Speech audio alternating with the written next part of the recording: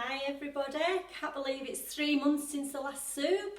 What did we make? Mulligatawny from India. So this time we're going to celebrate the Chinese New Year with a hot and sour soup. So if we do another one next time, we might choose another part of the world. So this hot and sour soup, it's quite a nice and spicy one. So all your ingredients that you need is some stock cubes. Try and get the low salt ones if you can. Some ginger powder. We've got some nice and spicy sriracha sauce, which is like a really chilli and garlic sauce. We've got a little bit of sesame oil, which is going to give it quite a nice flavour when we fry off the... I've got half an onion and 2 little cloves of garlic already chopped. So we're going to just fry off the onion and garlic in the sesame. I'm going to add some soy sauce. Again, just think about the amount of sodium and salt you're having in your diets. But maybe try and choose one that's a lower salt or sodium. And then the thing that makes it a little bit sour is the rice wine vinegar, but you can use any vinegar. It could be malt vinegar, distilled vinegar, anything really, but we've got some rice wine vinegar for this recipe. We're going to add in a couple of eggs, so that's what's going to give it a little bit of a body to it. And we're going to thicken it with some ground arrowroot. So we find that arrowroot just makes it clear, so it thickens it nicely, but doesn't make it like cloudy. So if you were using cornstarch or corn flour, it'd make it go a little bit powdery colour and white. Okay, so the arrowroot just makes it clear. And then you can just add some toppings to it, whatever you want. So we've got some spring onions, we've got some bamboo shoots, we've got some sweet corn. Found a little bit of really nice head of celery, so we can just garnish it off with that. And then I've got some little pieces of cooked chicken. So these are all optional. You could use things like tofu in there as well if you wanted. But have a go at making the basic one and then see where you get with it. Okay, so I'll just start putting it all together now for you.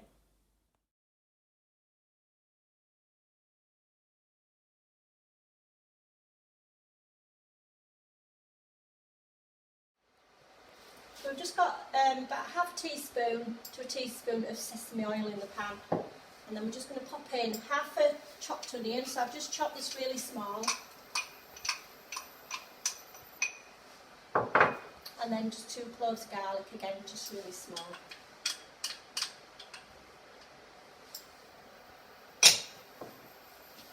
So we just want to gently fry these. We don't want any colour on them, we just want to make them nice and soft. Just turn the heat up slightly.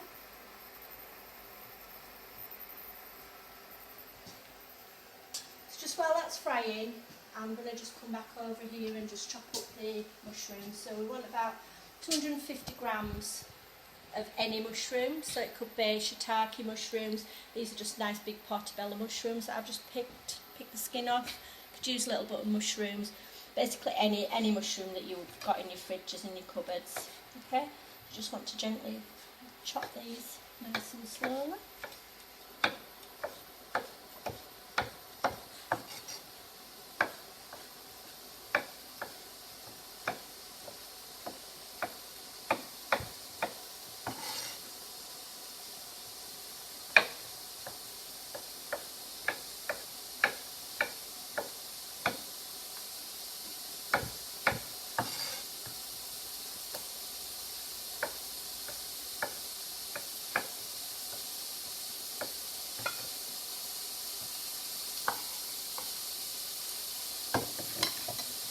Okay, so if you want to come back over to the pan now, you can just see it's just starting to go a little bit translucent, so it's just just softening the onions and the garlic a little bit. And you can smell the sesame oil cooking out as well, which is really nice.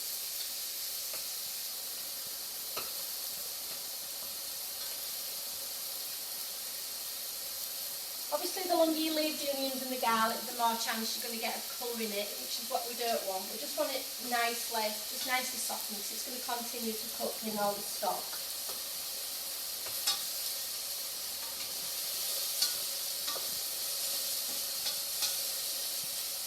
Okay guys, so I'm just going to turn it off while I add the stock to it. So I've got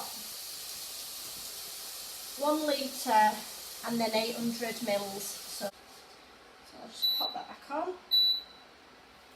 We want to bring this to a boil now. I'll just pop in most of this. I'll just leave a cupful, just roughly this much, left in the bottom of the jug. So this is what I'm going to mix the arrowroot with. Okay, so we'll just let this cook out with our mushrooms in there.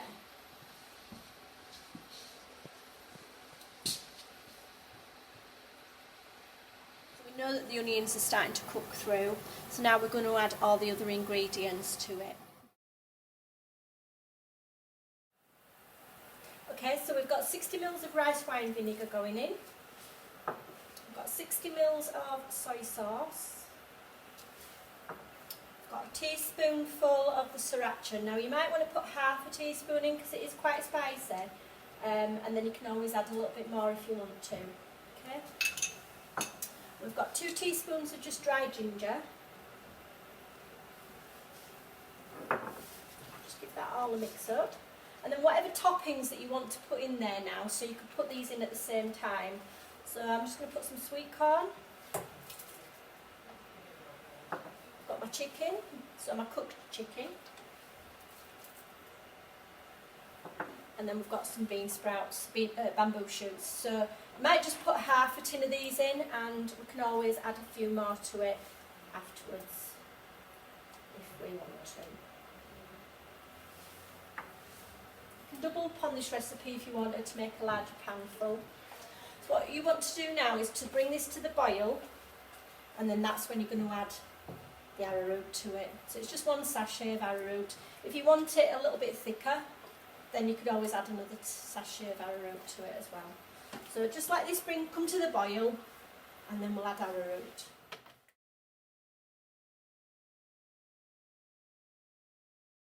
So it's been boiling away now for about 15 minutes. So I'm just going to add in our arrowroot. So this is just like the thickening agent. So I'll just stir that in.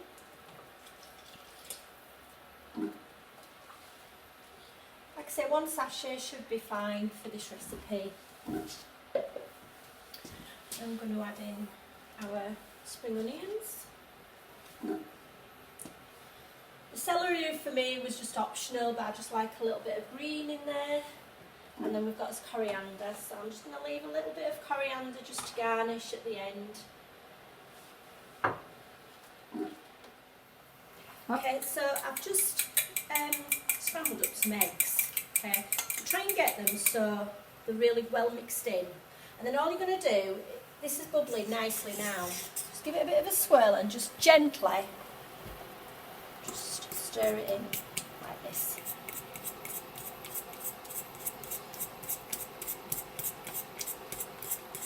So when you get your hot and sour soup in the next Chinese restaurant that you go to, this is how they've made it. This is what they've done with it. Okay.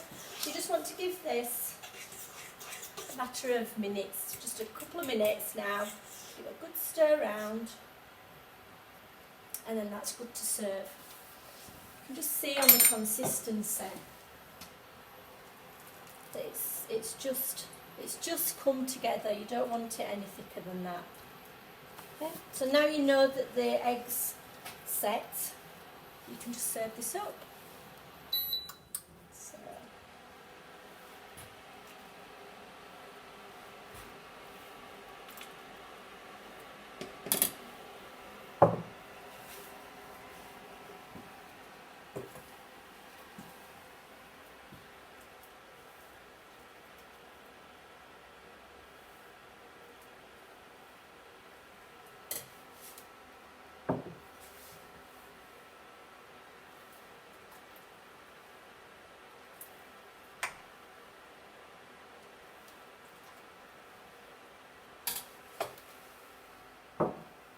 As you can see, it's made quite a lot.